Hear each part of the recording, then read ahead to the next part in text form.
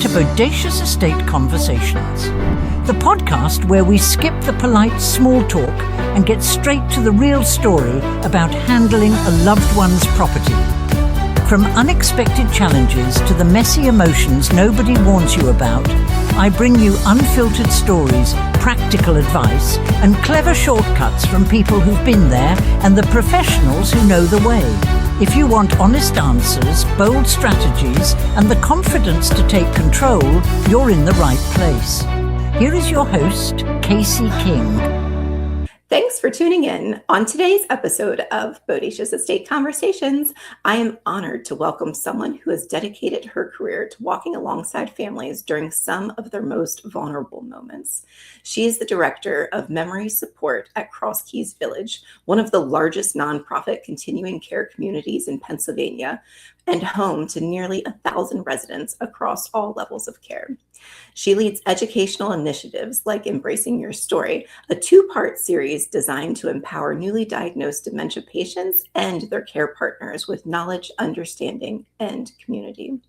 Outside of her professional role, she brings creativity and calm into her life through diamond art, a reflection of the patience and detail she brings to her work. Okay, so today we're talking about what happens after a dementia diagnosis, those first confusing, overwhelming steps that families often don't feel prepared for, and how education, empathy, and community can make all the difference. Stick around until the end because Erin is going to share what families can do in the very first 30 days after a diagnosis to reduce fear and start building confidence. Okay, let's just dig right into it. Erin, for many families, hearing a loved one's dementia diagnosis can feel overwhelming. What inspired the creation of Embracing Your Story program, and how does it help families navigate those first difficult steps? So I think what it really truly speaks to is being able to provide education to care partners and also individuals that have recently been diagnosed with Alzheimer's disease or a dementia diagnosis. And what I found is the community does a fairly decent job at supporting people, but looking at the whole picture to see what else we can do as a community to support others. So from that came the Embracing Your Story series. So we actually have it broken down into two different parts. So the Embracing You is for individuals that are newly diagnosed with dementia or Alzheimer's disease and their care partners. And that runs for 6 consecutive Mondays. And we run that program in the spring and also in the fall. So we actually are getting ready to head into one of our classes. And that class starts on March the 9th and runs through April the 13th. And it runs 9 to 11 a.m. So the other piece that we have is Embracing Us, which is for individuals that are moderately diagnosed with dementia or Alzheimer's disease and their care partners. And that specifically focuses on individuals that are in the moderate stages and navigating the different changes that occur between the early stages and the moderate stages. And again, that series is actually going to run the same time, which is the March 9th through April 13th. But that one will run in the afternoon from 1 to 3 p.m. Okay, I see. So one in the morning, one in the afternoon. What's the difference between Alzheimer's and dementia? So Alzheimer's is a specific type of dementia, and dementia affects the individual's brain. It affects their ability to plan activities. Their memory is affected.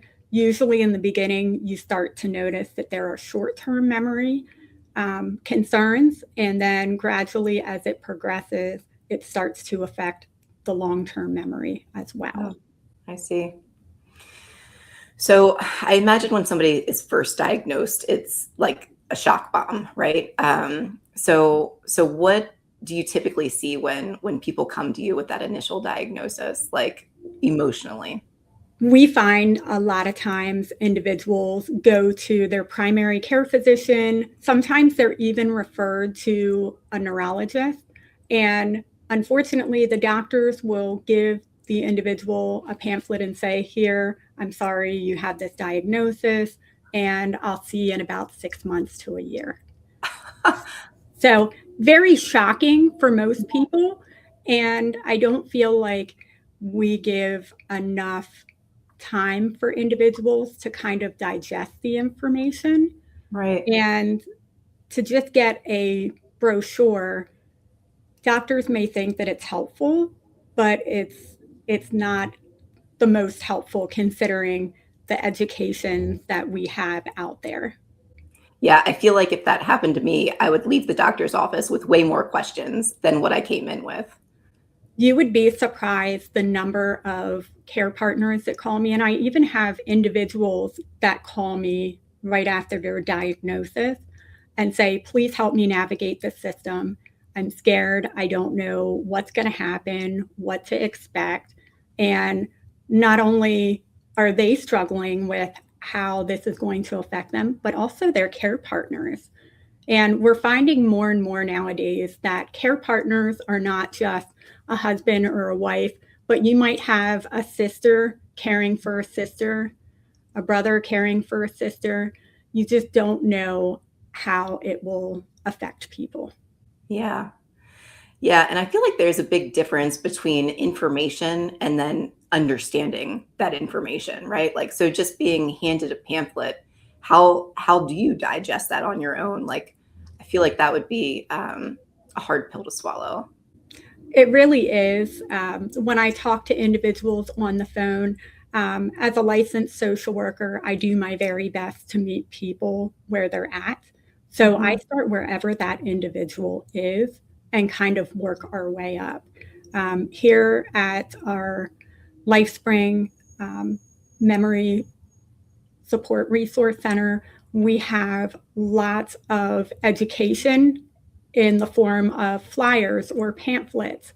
And my ability to sit down and actually meet with these individuals one-on-one, I think makes a huge difference, especially if they're telling me that they're struggling with executive functioning, maybe they're forgetting. What does that mean, executive functioning? So with executive functioning, think about your ability to maybe call and make doctor's appointments, or to even be able to plan out meals, or be able to coordinate, paying your bills. Your executive function is really, it's a struggle for people, especially in the early stages. And what we know with the decline in the brain is that at some point, the individuals living with Alzheimer's or dementia, they're at some point going to need some additional assistance, whether it's family or maybe even outside assistance. Yeah, for sure. So what exactly is happening with the brain with this disease? So it depends on the type of dementia that you have.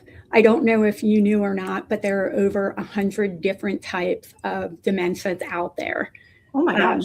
Yeah. So a lot of times when you're watching TV or you're scrolling on Facebook, probably one of the things that you see most is the Alzheimer's Association. Yeah.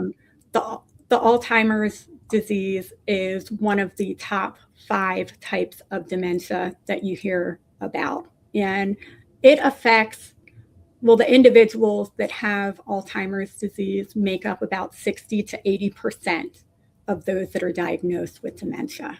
Wow. So that's why you hear quite a bit in the news. Is this something that is passed down through generations, or is it something that like you could curve a habit and maybe avoid this in the future? Sure. So we find with folks that sometimes they do have genetic components that maybe have been passed down. Sometimes they don't have any clue what might have caused it.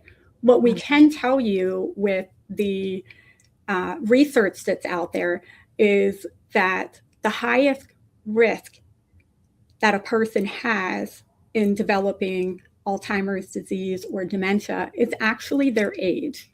So a lot of people don't realize that. The Well, older that's you not get, good the then. higher the risk. So, okay. So what like age range is the top like for a diagnosis? Are we talking like in your 70s or 80s or higher than that? Surprisingly, Casey, we're hearing more and more reports of individuals being diagnosed early. I have watched several individuals that I follow on Facebook who were diagnosed with early onset of dementia. And believe it or not, some of these folks, the one lady that I've been watching on Facebook is only 47 years old. Oh my gosh. It's That's wild. it is, isn't it? And That's it's just so mind-boggling to me that we have so many individuals that are affected. And yeah. what research is telling us is that your brain starts to have changes about 20 years prior to getting an actual diagnosis of dementia or Alzheimer's disease. Well, that's interesting. Do you have symptoms when that happens? Usually, people start to maybe show some signs with forgetfulness.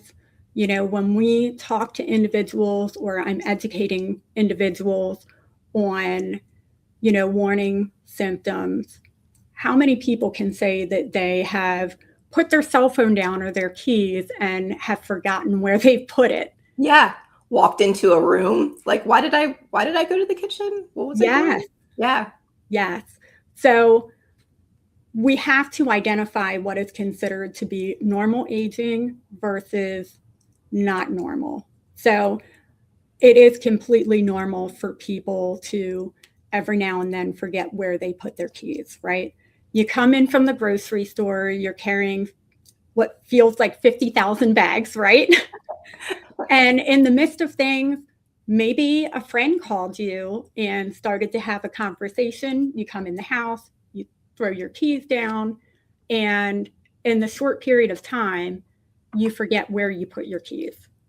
So normal aging would be, Casey, let's use you for example. You're that individual that has all these bags, you throw your keys down, right? Yeah. And you're able to retrace your steps. For individuals who might be experiencing dementia or Alzheimer's disease, they're not going to be able to go back and retrace their steps. So is it the short-term memories that's the first to go, right? Typically, it is, yes. Yeah. So Mhm. they'll remember like things as a child that they experienced, or maybe like something from the early 20s, but Mhm. remembering what happened yesterday or last week, that's more difficult. That's correct. And the area of the brain that your memories are stored in is actually the hippocampus. So I always like to tell people if you think of a long filing cabinet drawer, if Okay. you pull that filing cabinet drawer out, the short term memories are going to be in the very front of the filing cabinet. Easiest to grab. You're right, it is. But when you look at your long term memory, think about if you were opening that drawer and reaching the whole way to the back of the filing cabinet. I see. Yeah, that's a really good analogy. Mhm. So I want to like do a little bit of myth busting here. Years ago, it was a thing that said aluminum in your antiperspirant deodorant caused Alzheimer's, and then they said, "Just kidding, that's not true." Is there any studies like, is it real? Is it not real? Like, should people avoid aluminum? I haven't heard anything recently about it. I would always caution people, don't believe everything that you see or read on the internet. Yeah. If you're looking at any studies, I would always recommend like WebMD or the National Institute on Aging and even the Alzheimer's Association. So you want to make sure that you are able to fact check and make sure that you're getting the correct information. Otherwise, you'd have people that are on reading Wikipedia. Yeah. No bueno. You're exactly right. So another one that I heard was sugar consumption. Have you heard that? I have heard some information about sugar consumption, and I believe some of the research out there is calling it, I should say, trying to think specifically. Type 3 diabetes. Yes, that's correct. The type 3 diabetes.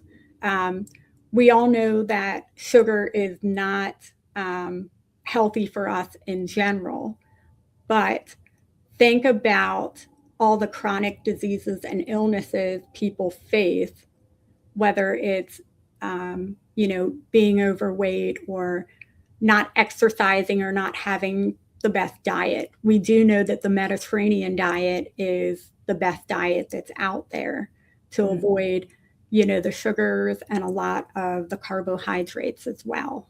Yeah, that makes sense. So are there any studies that prove what the best lifestyle to maintain for longevity is? And maybe I don't know if you can avoid this, but maybe prolong the symptoms. Not prolong. That wasn't right. I don't know the wording that I'm looking for, but to offset when the symptoms come. I think a lot of it has to do starting early in life and making sure that you're living a very active lifestyle, that you're incorporating all of the different food groups as well. I would say probably looking up on WebMD, they have a lot of great articles and research. So does the National Institute on Aging as well. They can tell you a lot of different preventative things, but more importantly, I think the other piece that's really important is many people don't realize that there is reversible and irreversible types of dementia.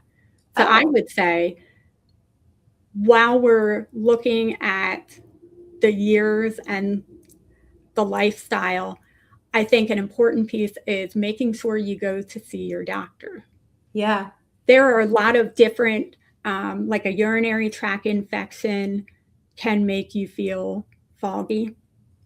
If somebody has undiagnosed sleep apnea, and think about it, sleep apnea, the person's tongue is going over the back of their throat, which is cutting off their airway. Yeah. So that can also give you symptoms of forgetfulness, maybe some difficulty with some of your executive functioning. And you'd be surprised if you're undiagnosed and then you do get diagnosed with sleep apnea, using a CPAP machine that's provided can make a world of difference and actually clear some of that. That's so interesting. Yeah, I've never thought about that, but for sure, like if you aren't receiving oxygen, you're killing brain cells, and of course that's going to affect your thought process. The other thing people don't realize as well is they may have a B12 deficiency, or nowadays, I don't know if you've seen a lot more, but now that I'm getting older, I am seeing on, many different studies about perimenopausal symptoms as well. And I think years ago, I know when I was growing up, they didn't really talk too much about that. But now I'm starting to see more and more information out there. So it's always worth going to the doctor, getting a checkup, and even getting lab work done as well. That's so interesting to me. So I remember, and I've talked about this on the podcast in other episodes, Netflix had a series about blue zones, and where people in certain regions live to be over 100 years old. And they were trying to figure out why, like what is so different about these regions that's not like with the rest of the world, that these folks are living to be so much longer. And they found community was one of the key factors in all of the regions where people were living to be over 100 years old. And movement, that was a big thing too. A lot of walking to different places instead of driving, which is not very common here in South Central You're right. Pennsylvania. We're, a rural town, so it's hard to get around without driving. But in your community there at Cross Keys, I mean, you can walk to different buildings, and you have it is a community, so you have that engagement. Do you see that people, once they move in, dependent on like which stage they're in, but do you see a prolonged lifespan or just better? Oh my gosh, I'm blanking. What's the Better outcomes? Yeah, like just life in general, right? I imagine for folks that are home by themselves, you get kind of like a hermit mentality where you're shut in. Maybe you have a caretaker come once in a while, but you don't really have somebody to talk to. Being in a community, I imagine folks are making friends and doing different things, and you have like a walking path. So just from your experience, obviously you're there every day. What's your take on how the community impacts lifestyle? I completely agree. I think that community makes a huge impact, whether people realize it or not. Here at Cross Keys, what's wonderful about our community is the fact that neighbors are very much neighborly. They will invite people to go out to lunch or go to different social clubs, and they're always trying to engage one another. And I think it's so important, like you had mentioned, people can become hermits or more or less isolated when they're not having social interaction. So I think Cross Keys does a great job at providing different dimensions of wellness. And this is a very vibrant community. They have lots of trips, going places, bus trips.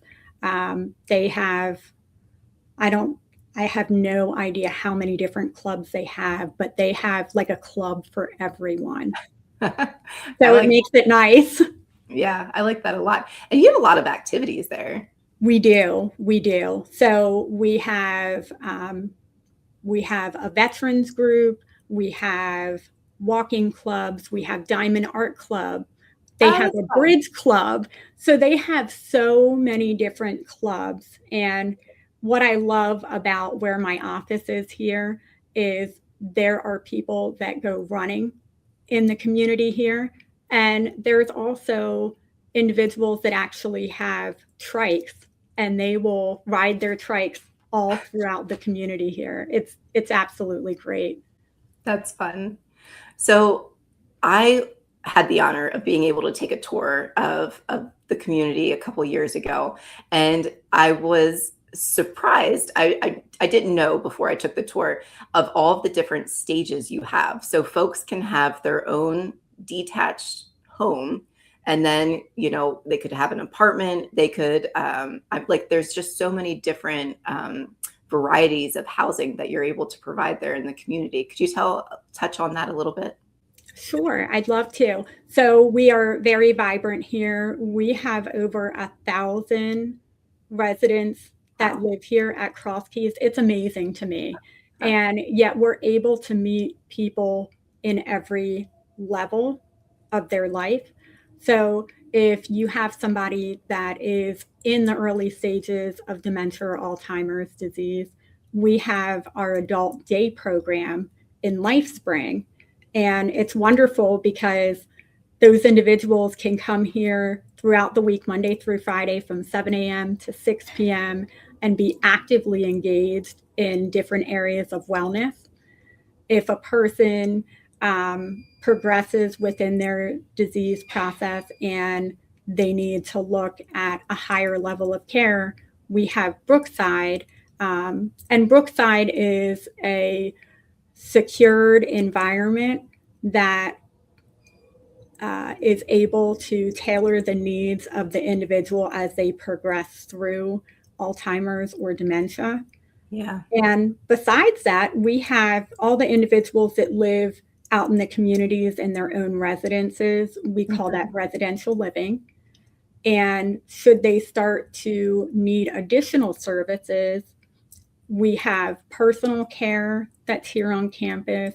And we also have our healthcare center as well for those that need long-term caregiving. So I think it's really a unique opportunity here.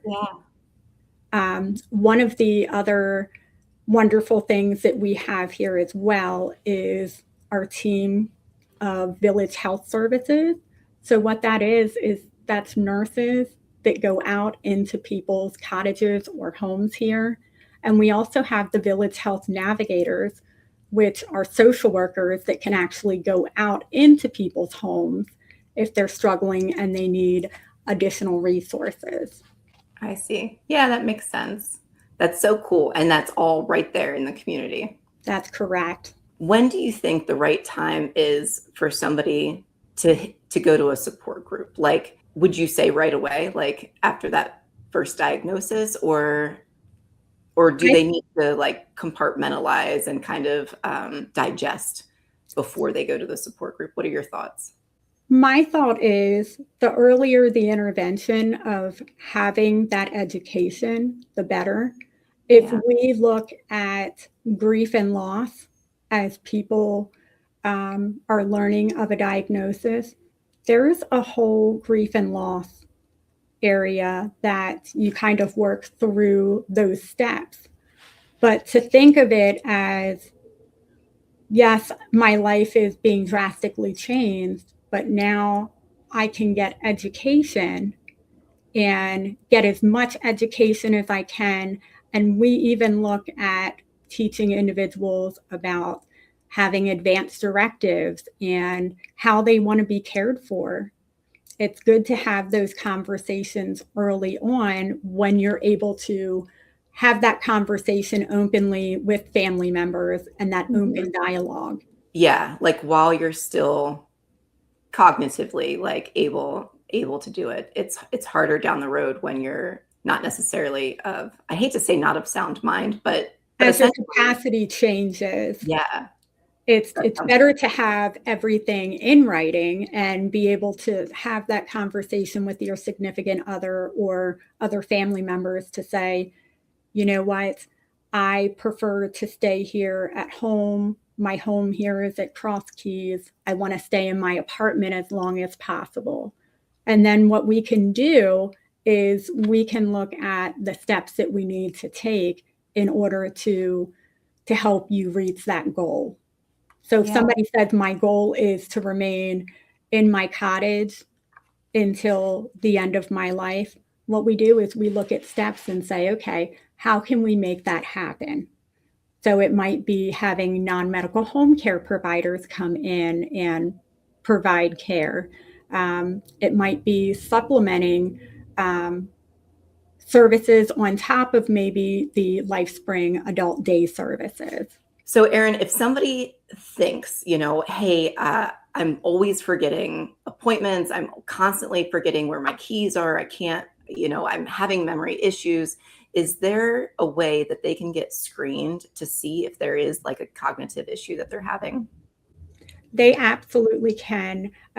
Here at Cross Keys, we use a MOCA, and MOCA assessment stands for the Montreal Cognitive Assessment. And it only takes about 10 or 15 minutes for a screening. It's non-invasive. It's a matter of me sitting with the individual and asking them some questions.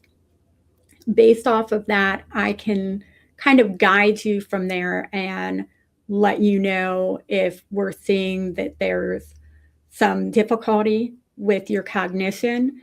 Then at that point, I would recommend for the individual to follow back up with their primary care physician or even their neurologist. And these, we also have here at Cross Keys 2 days a year that are free memory screenings. If people go on to the Cross Keys website, there is a section that's specifically for memory support. where the telephone's located to get a hold of me, that I can, either have you come into the office, or I can even make a house call, which makes a huge difference for some folks. We do have folks that don't necessarily drive, or maybe they're having difficulty being able to get into Cross Keys. I can certainly go out and provide the mochas free of charge. I've had a lot of people come in to see me, and they're holding their insurance card, and they're like, "Here, I brought this for you." And I'm like, "Oh, that's nice. What do I need to see with it?"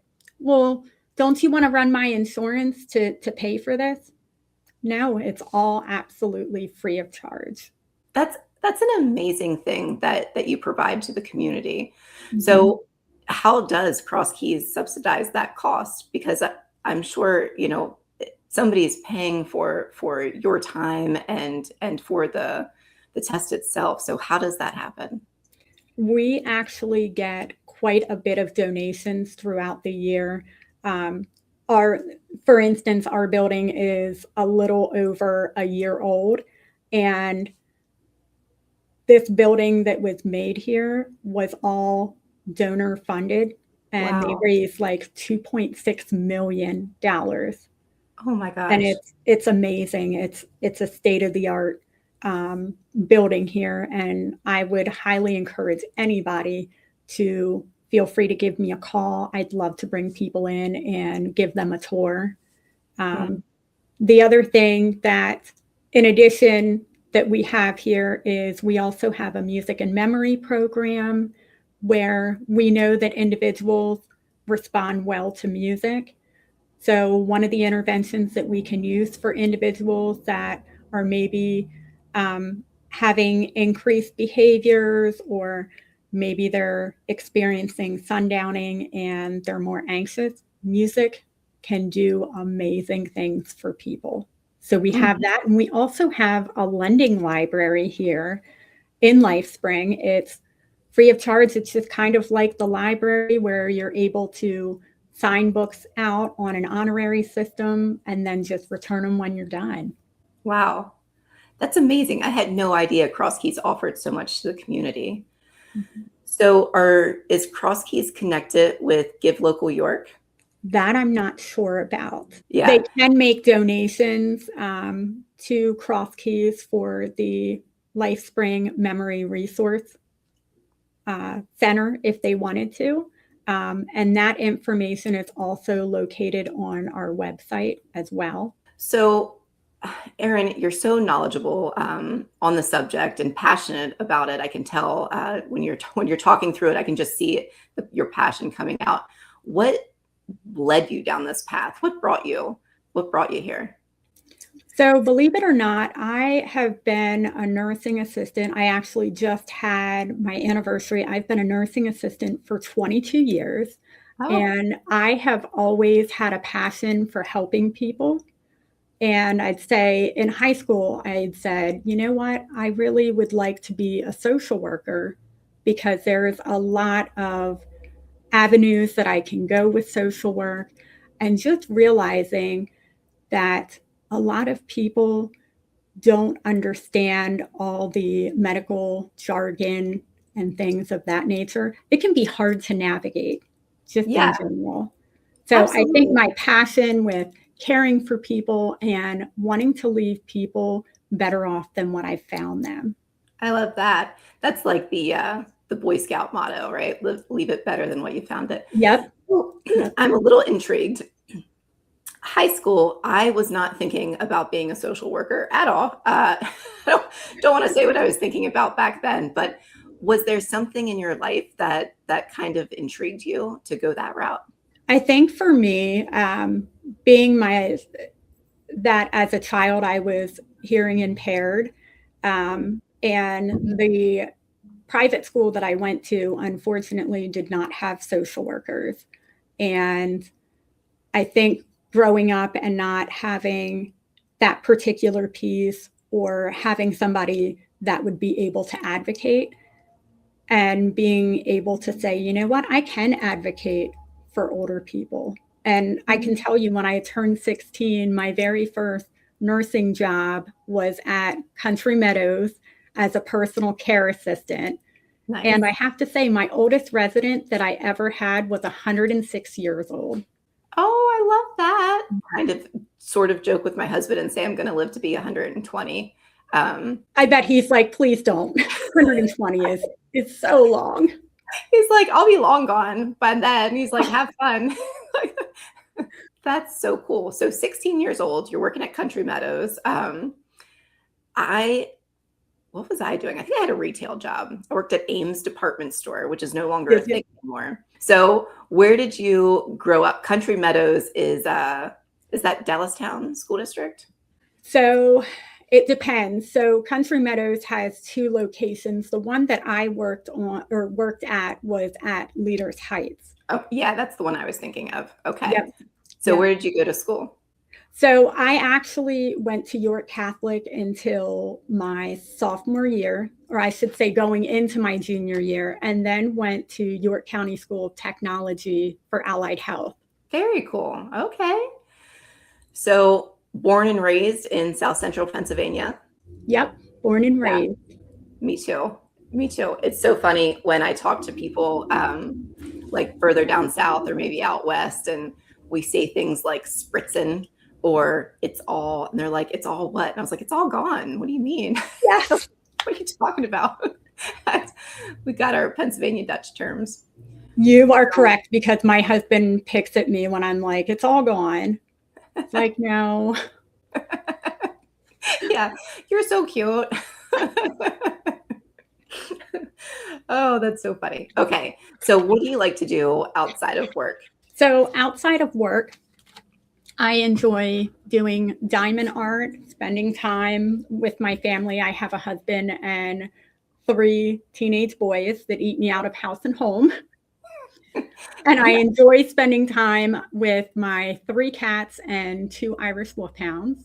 Oh my Lord. They're not miniature ponies, they're horses. For sure. Yeah, I had in my early 20s, I had a Great Dane, and Irish Wolfhounds I know are taller than Great Danes. They are. I'm only 5'4", and they definitely on their hind legs, I swear, over 6 feet tall. Yeah, you can't keep any food on the counter. You're right. You can't. They counter surf. That's hilarious. Oh my gosh. You have a house full. That's a lot going on. 3 teenagers, to boot, they're all boys, which I can relate to that. I also have 3 young men, and 2 Irish Wolfhounds, 3 cats. That's a house full. God love you. It's never a dull moment in my household, I will say that much. Yeah. So tell me about diamond art, because I honestly, the first time I heard of it is when you told me about it. So, I mean, art comes in many different forms. We all know that, but diamond art. So this is taking a small jewel and, well, many, many, many small jewels and creating a piece of art with it. So you are absolutely correct. So here's one of my pieces that I've created. Oh, it's gorgeous. Thank you. Yeah. So I imagine if you touched it, you could feel the texture from all. You can, and that is really cool. The sensory component of being able to touch the diamond art. It kind of makes me chuckle a little bit, because when I had done my first diamond art piece and I showed my mom, she's like, "How did you do that?" I was like, you just take the beads and you just put it on the spot. And she's like, "That looks very tedious." And I'm like, "It is, but in many ways, it's very mindless." Yeah. For me, it's just matching up those gems to, the specific location. So it depends on, how big the diamond art piece as to how long it might take me. Okay. So the one that you just showed everybody, and for those that are listening and didn't see the video, it's a gorgeous piece of art there. How long did that take? I would say probably a month and a half, give or take. And it's Okay. just working on it like an hour here or an hour there, or until my eyes hurt and couldn't, focus on the beads anymore. Yeah. Wow. Okay. I would have guessed a lot longer than that.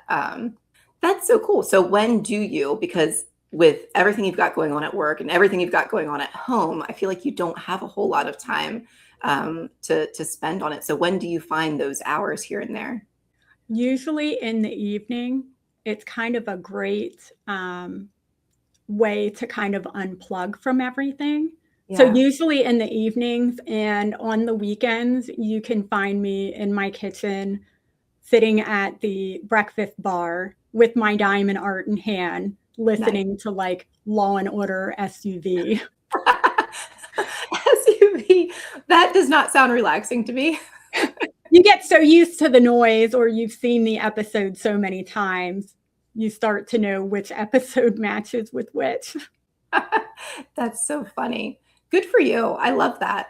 Yeah, I feel like we all need that like recharge thing, whatever that is, like whatever that item. I love to hike and walk, and right now it's kind of hard to do so with snow on the ground, but that's my like recharge thing. I need to get out in the woods in the fresh air and just go for a nice long hike, and for you it's that art. I love it. Yeah, I think everybody needs to have a vice that they can turn to Hmm. kind of unplug and rewind. And I think when you're out, even when you do walking, it's kind of maybe a way for you to reconnect to your own personal values and just Yeah. be able to relax. So true. Yeah, absolutely. Okay. So you grew up, born and raised in South Central Pennsylvania. You went to York Catholic High School, uh, which I also went to for a very short period of time. Uh, that's a different story. I'll tell you later. And you did at 16 years old. You worked at York Country. No, not. Why did I want to say York Country Meadows. Country Meadows? Yes. And then when did you come into Cross Keys Village? So this is my second time returning. I initially worked for Visiting Angels in Hanover as a care manager. I graduated with my bachelor's degree in social work in 2013, and a Okay. position came open here at Cross Keys Village in their Somerset unit. Somerset was a secured um, dementia unit that was in the healthcare center. So kind of fell in love with that and working with individuals with dementia and Alzheimer's disease. And I left here and kind of got my feet a little bit wet in the different realms of, non-medical home care, assisted living, long-term care. And then I actually went into hospice as Oh, well. wow. That's tough. Hospice, like emotionally, I feel like Mhm. that's a tough one. So how did you do you compartmentalize? Like, so for me personally, my personality, I just absorb other people's emotion. So how do you keep that? Because that's a lot of, it's hard on the families, it's hard on the individual, it's emotionally draining on everybody. So how do you stay professional in that environment and just carry on with the duties that need done? I think that's a great question. Um, you know, I had my own personal story with hospice. Unfortunately, my dad had gotten diagnosed with a very rare type of brain cancer. Oh, And unfortunately, um, I got introduced to hospice, I think, I had two of my sons at that point. Um, and I think for a while, seeing how the hospice staff interacted and took care of my dad, I decided to go into hospice. And actually took classes to become a trained end-of-life death doula because I had been present for so many deaths. And for many people, hospice can be a taboo conversation to talk about, but I think in many ways it fulfilled me as a person. Not only to have my personal experience, but then also be able to help walk others home Yeah. from their journeys. And I think you definitely need to compartmentalize all of the different things that you experience working in hospice. So I think having a really great support system and a lot of humor as well, because there were days that you would just want to sit and cry with families too, because Yeah. you really do feel the energy from other people. And Casey, I'm very much like you, where I'm very much an empathic person. So I'm very sensitive to other people's feelings. So I think it's an important balance between, doing diamond art or going to the fitness center. I used to run back then too. Yeah. I definitely have slowed down a little bit more.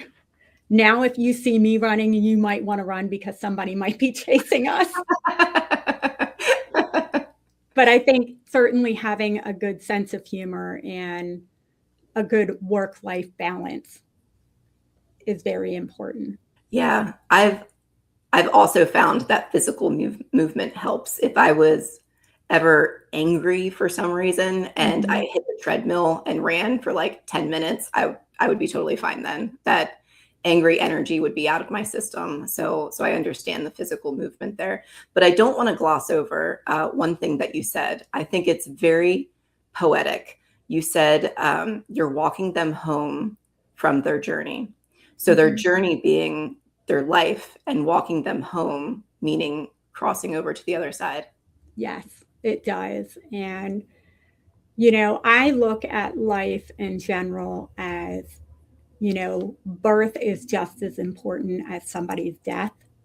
And think about it, you have your birth doulas, and then you have your end of life death doulas.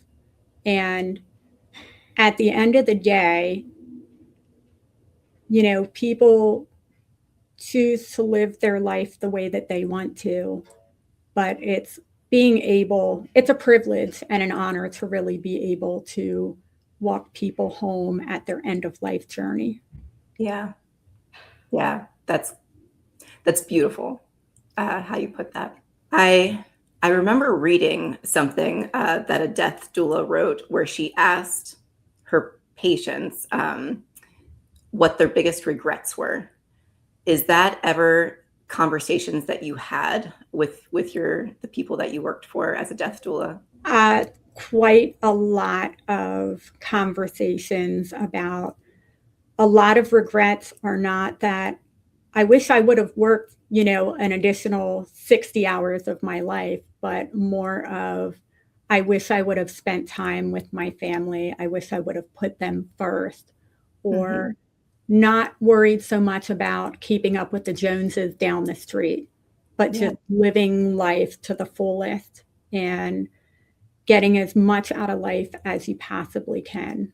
And grudges were another big thing. There are people that do experience trauma with their families.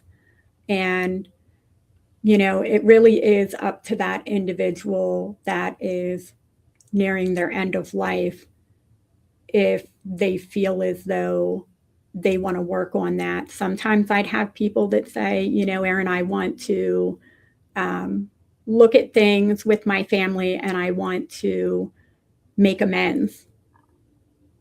So it's really trying to help people find meaning at the end of their life and really being there with them and holding their hands and their family's hands during the worst times of their life. So true. So for everybody listening, work is not the most important thing. You're not going to care about it so much when you're on that deathbed. So call your family member that you haven't talked to in 2 years. Give them a call. Tell them you love them. Yeah, that's good advice. Okay, so if a family's listening right now that just received that first diagnosis, what's the first thing that you would want them to know? I want them to know that Cross Keys Village, our memory support program, is here not only to help you through, but walk with you on your journey, that you're not alone, that there is a whole community here to help you. The Memory Support Resource Center that's here at Cross Keys Village is not just for people that live at Cross Keys, but we're also here for the greater community. We have individuals, we're not too far from York. We have a lot of people that come from York, Adams County. I even have some individuals that come from Maryland to get the education. Wow. And the other piece, a lot of people don't realize that these educations are free. There's no cost to the individual or their care partners. And it's really about our ministry here, about giving to the community and being that further outreach to help individuals. That's amazing. So how would they sign up if somebody was listening that wanted to go through that? Do they go on the website? What's the best way to sign up? Sure. They can certainly go on the Cross Keys Village, the Brother and Home website, or they can call me directly at 717-624-5403. We don't have an automated, robocall type of thing. When they call that number, they'll actually get a hold of me, or they can leave me a message and I will give them a call back. Oh, that's great. Yeah, I always hate when I get the press 1 for this, press 2 for that. I'm like, operator. And how many times do we call someplace, a business, and you say customer service? Because that's all you want is a live person to be like, it's okay, we'll figure this out together and we'll walk you through the journey. Yeah, for sure. Oh my gosh. So Erin, thank you so much for all of the work that you do, sharing your heart and your expertise with us today. I personally got a lot out of this, so I'm sure our listeners did too. And for everyone listening, if you or someone you love is navigating memory loss, you're not alone. Education and community can change the entire experience. Thank you so much, Erin, for joining us today. I appreciate you. Thank you for having me. So that wraps up another episode of Bodacious Estate Conversations. Thanks for listening, and we'll be back with more great stories and tips soon. Bye. Bodacious Estate Conversations isn't just chatter. It's about learning, taking action, and finding solutions that actually work. If today's episode resonated, share your thoughts, subscribe, leave a review, and pass it along to someone who could use a hand. More stories, smart strategies, and practical guidance are coming in the next episode. Don't miss it.